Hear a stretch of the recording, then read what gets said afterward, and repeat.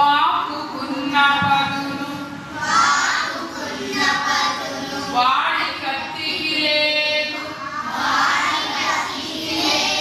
మార్చగలదు మాట మనిషి మనసు జారవలదు నోరు జాగ్రత్త జాగ్రత్త శబ్దములకు గొప్ప శక్తి గలదు